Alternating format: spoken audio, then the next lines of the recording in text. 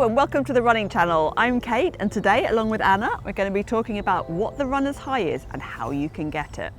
Now, perhaps you're lucky enough to have experienced the runner's high, or perhaps you've just heard people talking about it and wondered how on earth you can get some of this amazing sounding thing. Well, just keep watching and you might find out. And if you're new around here, please do hit the subscribe button and tap the bell icon so you get notified when we upload new videos all about running, which we do every single week. So immediately we hit a bit of a problem, because what people mean when they talk about the runner's high can vary hugely from person to person.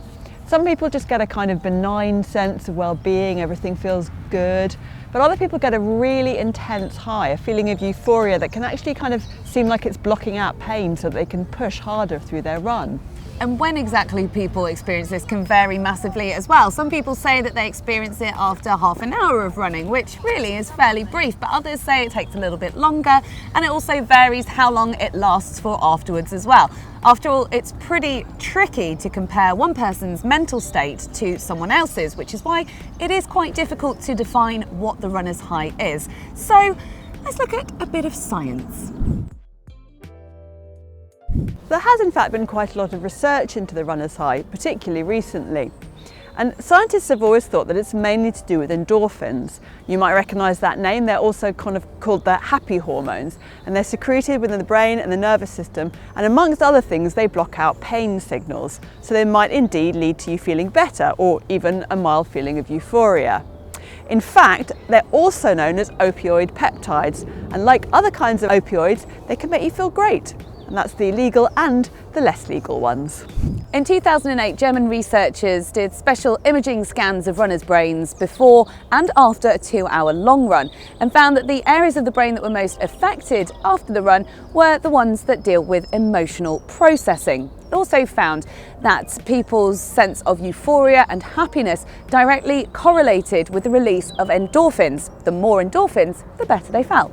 In fact, recent research has shown that the picture isn't quite as simple as that, and it's not just to do with endorphins. The human brain has something called an endocannabinoid system, and it's that area that's affected when you take marijuana. It's the area that gives you the high. A raft of recent testing has found that endocannabinoids do trigger the runner's high. In fact, it can be a key motivating factor that keeps people regularly exercising. Now, one of these that's found in high levels in runners' blood after they finish running is anandamide. And anandamide is also found in chocolate, but I'm afraid sitting on the sofa and scoffing chocolate isn't going to have the same effect as the runner's high. Sad face. But when endocannabinoids are produced, they bind with CB1 receptors in the body, which then triggers the high. Still with me? That's the science here. So when the high is triggered, it's because of the CB1 receptors, but different people have different levels of these receptors in their body. So that's why some people experience the high more than others, because they may have more or less of the CB1 receptors. That's the sciencey stuff behind the runner's high, but how do you give yourself a chance of actually achieving it? Well, research shows that you need to work hard, but not at maximal effort. That puts your body under stress, triggering the endocannabinoids, but crucially not too much stress. If you want to put some kind of figure on that, think of it as running at about 70 to 80% of your maximum heart rate, which itself, of course, will depend on what your age is. Too much stress, however, can be a bad thing. In fact, chronic stress can dull the effect of endocannabinoids. So whilst some pre-race nerves is maybe helpful sometimes, having a really stressful job or a really difficult time in your life is not going to be helpful. And for new runners as well, I'm afraid it might take a little bit of time to experience the runner's high at first, because you will need a certain level of fitness under your belt, as no amount of endorphins or endocannabinoids can mask any pain from a lack of fitness or injury. So what research is telling us about the runner's high is that we're most likely to experience it after a long, continuous bout of exercise. So upwards of an hour, and in fact the sweet spot seems to be as much as 2 hours. So basically, the longer you go, the more likely you are to benefit from it. However, it's really worth pointing out that maybe this is just anecdotal, but I always feel a lot better even after a very short, easy run. So we've certainly said this plenty of times on the running channel before, but getting rest is definitely going to increase your chances of getting that runner's high. In fact, the production of endocannabinoids is boosted if you can get a solid 8 hours of sleep a night, which we know isn't possible for a lot of people. Also though, if you want to increase your chance of hitting that high, endocannabinoid production is at its highest in the morning. So if you lace up early and get out, then you're more likely to experience it.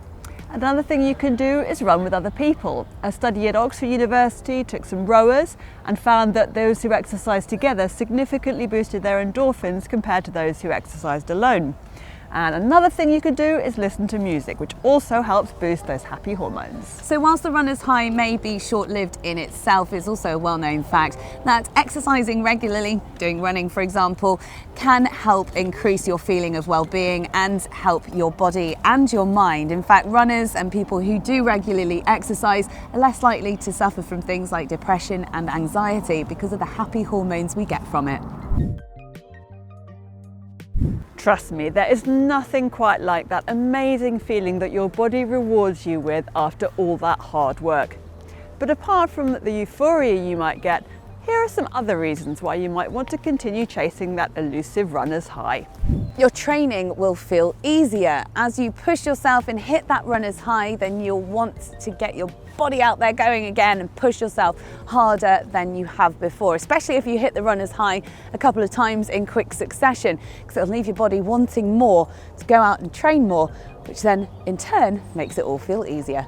And your mood will improve. All exercise releases these happy hormones to some degree or other, even a sort of a lighter jog. Studies have also shown that there's a link between higher levels of physical activity and lower levels of depression. So even if you're just still out there trying to chase that runner's high, you'll still probably be in a good mood more often. Hopefully we've managed to answer your questions about the runner's high. Have you experienced it before? Can you describe what it feels like? Let us know in the comments below, and we'll see you next time on the Running Channel.